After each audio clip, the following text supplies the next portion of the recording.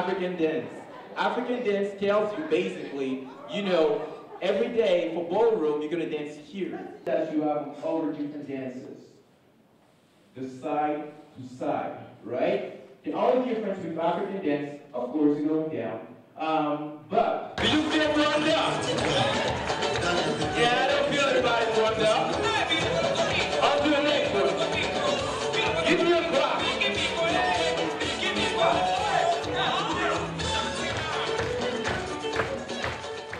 When you clap like this, see my heel? I go like this. That's the one. Remember, you're going to be lower. That's the one. That's the bit. Don't go crazy. Just lower. Step. And now.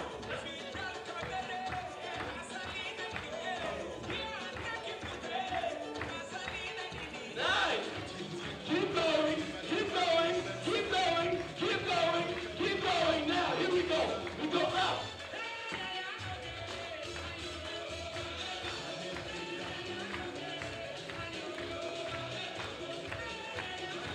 Now you're going to step on the side while you're clapping, right? You go.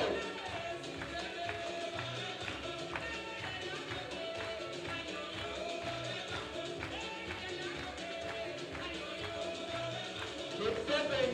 Keep stepping. Keep it. Keep it. I know you can do it. Now you go.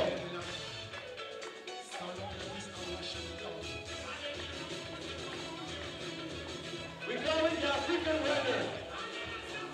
Usually, a runner is going to do long jumps, right? African runner is small jumps.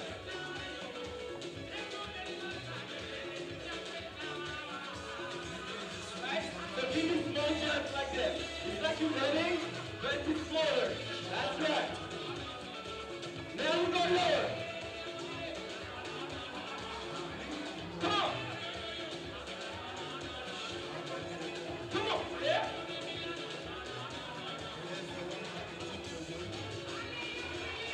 That's the one. Thank you, guys. Thank you. Now, can I have one person on stage with me, please?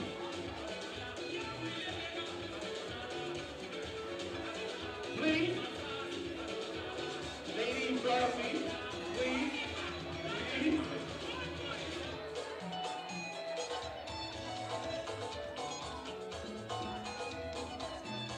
Please give a round of applause for her.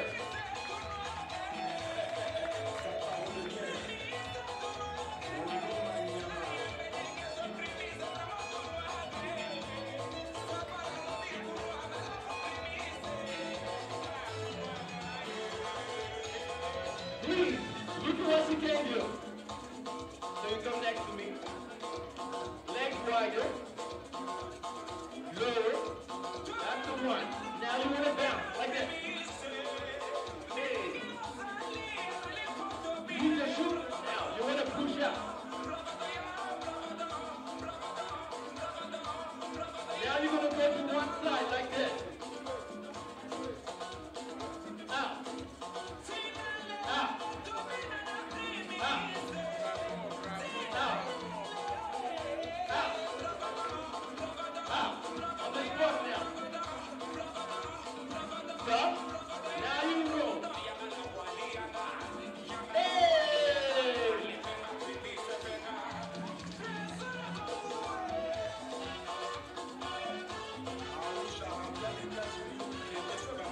Now you're going to set your hands like this and turn.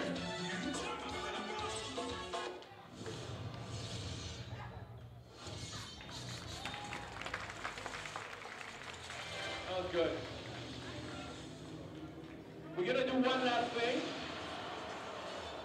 Before we start, you guys can do one step on your chairs. You see, you all have something in front of you. A glass and a paper towel. Please, take the paper towel out of the glass. Every time you're going to go in Africa and you want to watch a concert, any kind of concert, Dombelos, Kukus, Sabah, anywhere in Africa, people usually do this. That's the one. What it means is that I'm with you, keep going. That's what it means.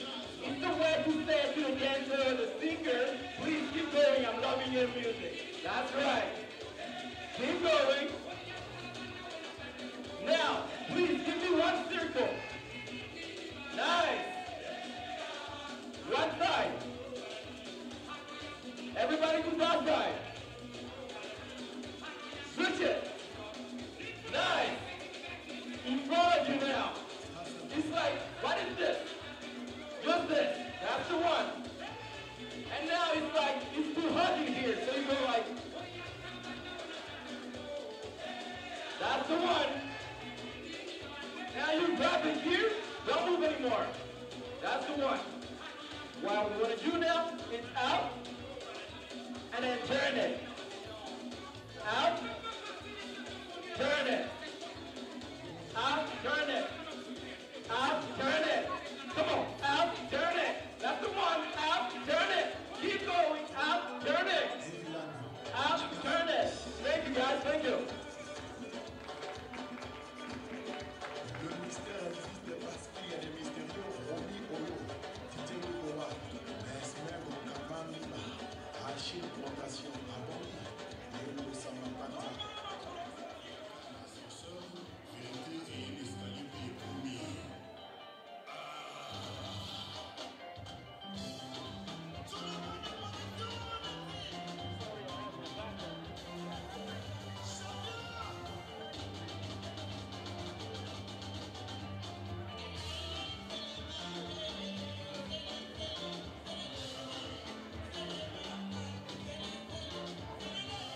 All right, ladies and gentlemen, if we can get another big round of applause for Greg, our African dance instructor this evening.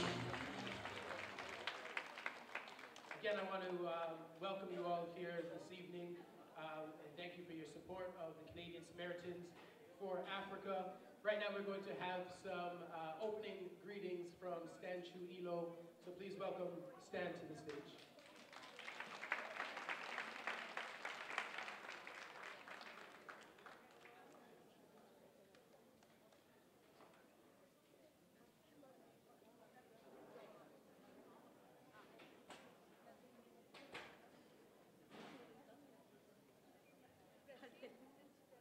Good evening.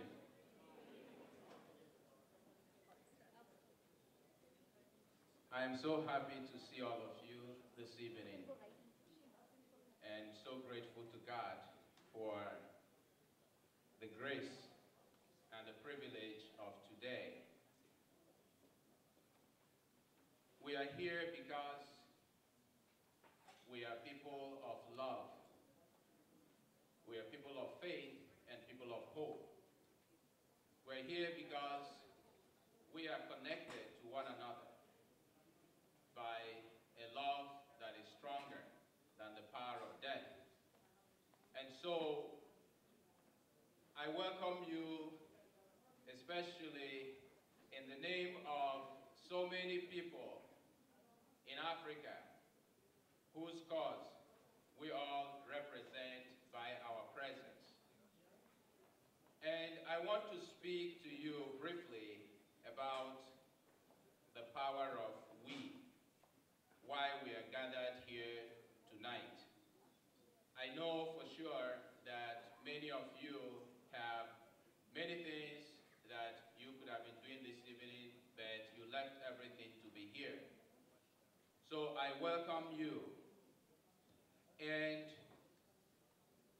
I want you to come into Africa with me, travel to Africa with me in a way that you can connect with so many people in Africa who need our help, who need our strength, and so many people in Africa whose lives have become also living examples of how to live as human beings in the world of today. There is an African saying that we are through other people. Many years ago, the French philosopher Descartes said, "I think, therefore I am." I think, therefore I am. But this way of looking at life has been reversed by many Africans who say, instead of simply I think, therefore I am related, therefore we are. I am loved, therefore I am. I can only exist because of love, and I exist in order to love. And we are because we are loved from all eternity by this loving God whose love knows no boundaries. And again, there is an African saying that when we work together, we have the power of the elephant. And this evening, I think of so many people whose lives have changed mine, beginning with my mother. Because several friends of mine asked me, why this commitment, every time African women. I said, because of my mom. My mom taught me and showed me through her own example how one woman that receives a good education, one woman that is empowered, can actually make wonderful difference. I think of, again, returning from Uganda last year as I was crossing the border to Kenya. Something happened that totally changed everything for me. As I was crossing the border, any of you who have been there, and I guess some of you will go one of these days, crossing the border is very, very exciting. It is the equivalence of what you might call chaos. So, and then people are moving, Bunia border, moving freely and all that. And I was very hungry. So I took a banana, bought banana, and then as I tried to eat this banana, I was surrounded by so many little boys. This was about 1 p.m., and I wondered why they should not be at school at this point in time. I shared my banana with them, went inside the bus. I threw away the back of the banana, and I saw a little one chasing to scrape from that wrapping. And, I said, how can you tell such a person God loves you?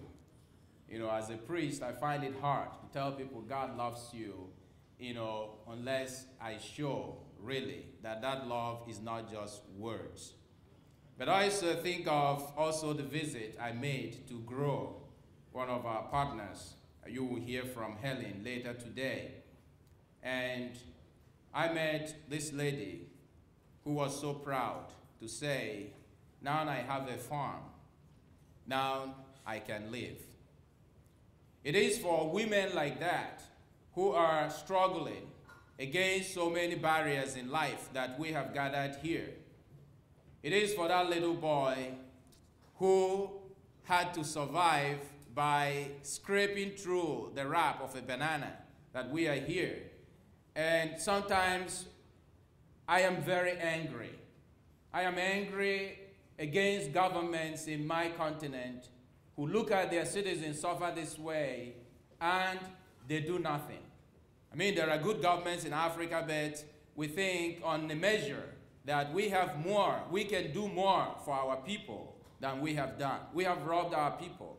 A lot of our governments are buying houses in Canada, in Paris, in Switzerland with stolen money. But also we know that corruption is not only in Africa. It's only that it's in Africa that it has its most devastating effect. We know there is corruption here. Many times our MPs are fired because they are corrupt. But this anger, we have to translate into action. So as you come today, I want to thank you from the bottom of my heart for coming. And I want to tell you that whatever contribution you're making this night will help to change people's lives. And that power of we that, as I reflected last night, I said, what is that power of we? I say the power of we is the strongest rejection of selfishness and individualism. It emphasizes the value of togetherness, collaboration, and the primacy of community. And when I say the we, who are the we? I am referring to people of faith and people of non-faith.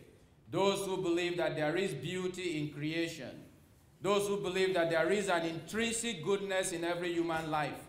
No matter how poor you are, no matter how rich you are, we all, each and every one of us, there is a little light that shines in every soul. And poverty robs people of that light. The same way, hatred, selfishness, and greed robs people of this light that shines. You know, you see the little ones, you know, in schools, they say, this little light of mine, I'm going to let it shine. It is true. It is that song that I heard Rita Akatijuna in 2007, a blind girl, I wrote about it in my book. She was singing with so much joy because the sisters of Our Lady of Good Counsel took her from home and tried to help her so that she can have a life. And she was singing. And I said to Rita, you sing so well. She said, yes. The sisters gave me a voice. I was lost, but the sisters gave me a voice. That's the power of we. Each and every one of us, you carry that light. No matter how long the day might be, no matter the darkness that might surround us, I do believe that there is hope for humanity. God did not create us in this world to fight each other. No one likes to die. No one likes to suffer. No one likes to wake up in the morning without food. No one likes to be hated because of who they are. No one likes to be rejected because of the kind of sexuality the person has. No one likes to be disregarded. No one likes to be insignificant. And that is why God, and that is the primary belief of all Christians, that we are made in the image and likeness of God.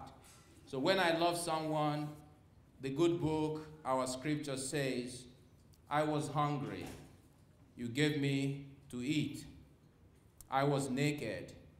You gave me clothes. So the Lord is telling us indeed that when we love the Lord. When we care for the Lord. And that is the work I invite you. And because you're here, I believe. The final question that might be asked is, why give to the Canadian Samaritans for Africa? Why do you have to bother?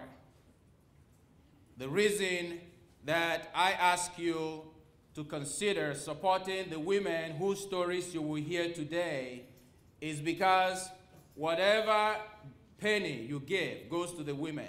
Our group, we don't have any office. When I go to Africa, I don't fly first class. I go by public transport.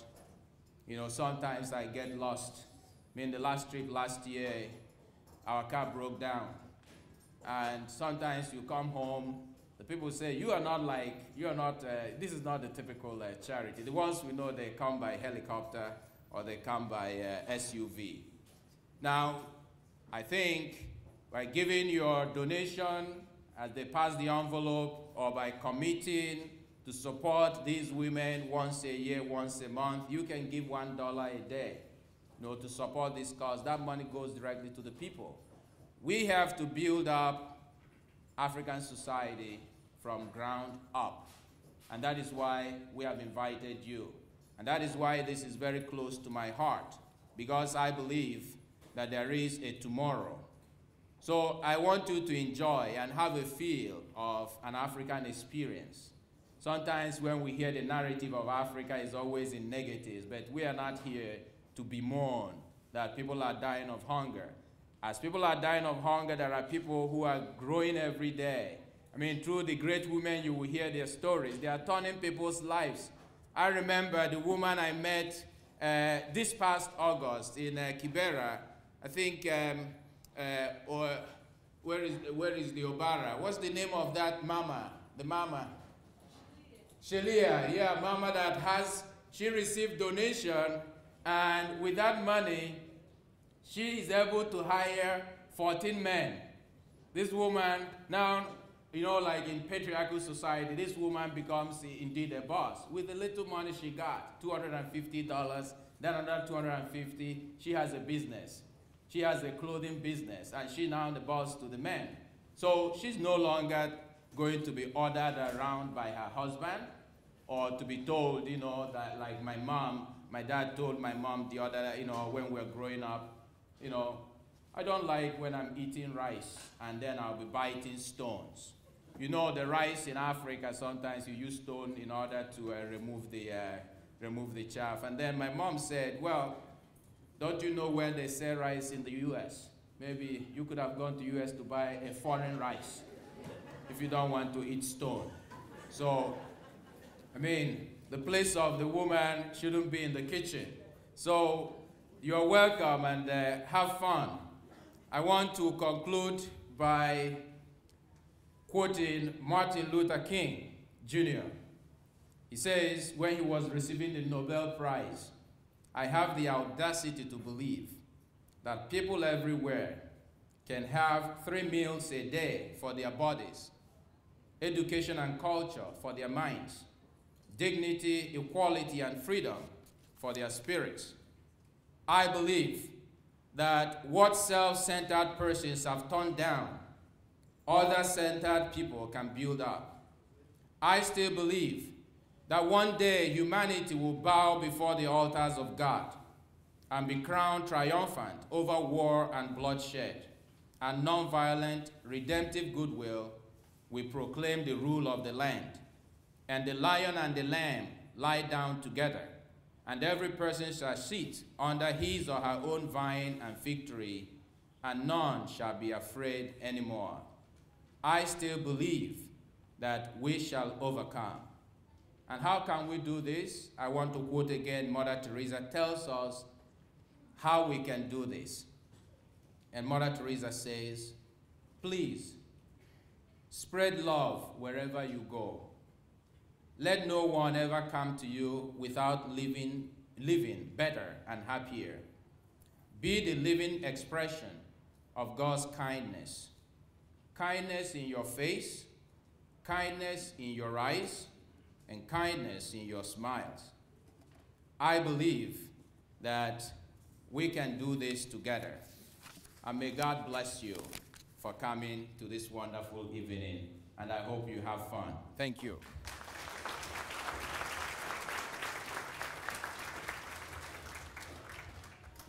All right, thank you very much, Stan. Now, I met Stan about a year ago. We were in the green room at the CTV studios. This was shortly after Nelson Mandela had passed.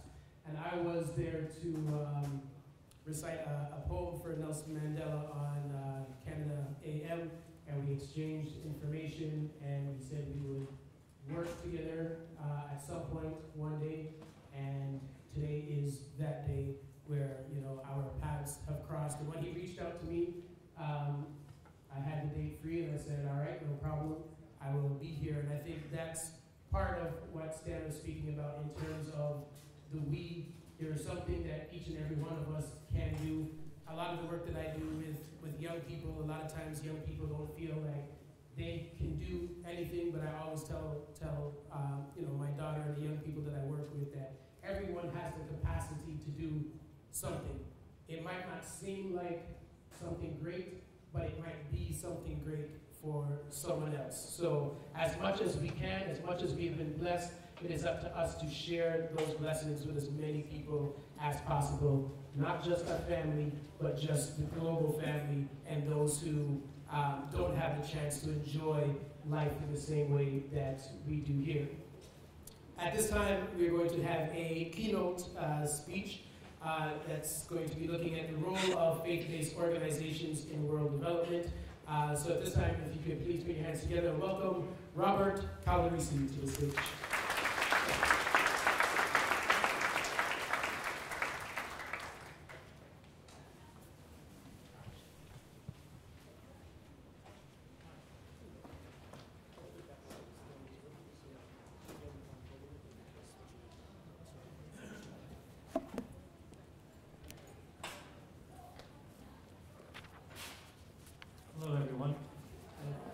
Thank you for inviting me, Stan, tonight. And it's